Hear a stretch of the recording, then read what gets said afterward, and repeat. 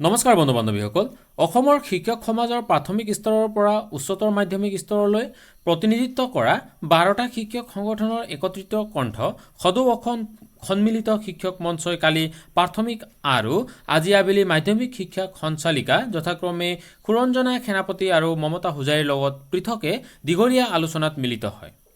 আলোচনা কালত অসমৰ শিক্ষক আৰু ছাত্ৰ-ছাত্ৰীৰ শিক্ষাবৰ্ষ আৰম্ভ হোৱাৰ মুহূৰ্তত শিক্ষা ক্ষেত্ৰ কেন্দ্ৰিক উদ্ভৱ হোৱা বিসংগতিকে ধৰি বিভিন্ন বিষয়ত আলোচনা কৰা হয়। মঞ্চৰ প্ৰতিনিধিসকলে চৰকাৰী বা বিভাগীয় নিৰ্দেশনা বিভাগৰ মুৰব্বীয়ে দিয়া আৰু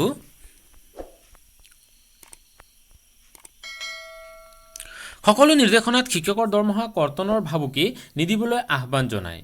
অবাধ্য শিক্ষক বিধি অনুযায়ী ব্যৱস্থা ল'ব, কিন্তু কথাই কথাই দৰমহা কৰ্তনৰ ভাবুকি নিদিয়া শিক্ষা ক্ষেত্ৰ এপছৰ বিসংগতিসমূহ তথ্য সহকাৰে দাঙি ধৰে শিক্ষক মঞ্চৰ প্ৰতিনিধি দলটোৱে।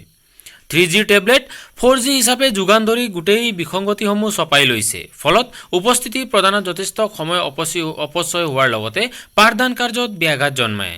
আকস্মিক ছুটিৰ আবেদন 24 ঘণ্টাৰ আগতে আপলোড কৰিব লগা ব্যৱস্থা অযুক্তিকৰ বুলি মতপোষণ কৰে।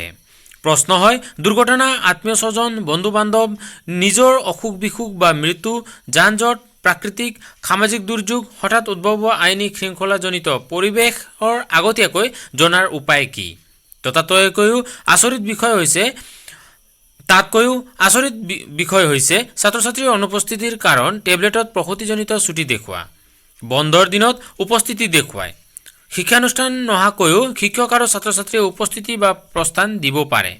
প্ৰথমে অন্তঃগাঁথনি মজবুত কৰক, টেবলেটৰ বিসংগতি আঁতৰ কৰক, তাৰ পিছত শিক্ষক তথা ছাত্ৰ-ছাত্ৰীক আস্থাত লৈ শিক্ষা ক্ষেত্ৰ প্ৰয়োগ কৰাৰ লগতে বিত্তীয় বৰ্ষ শেষ হোৱাৰ পূৰ্বে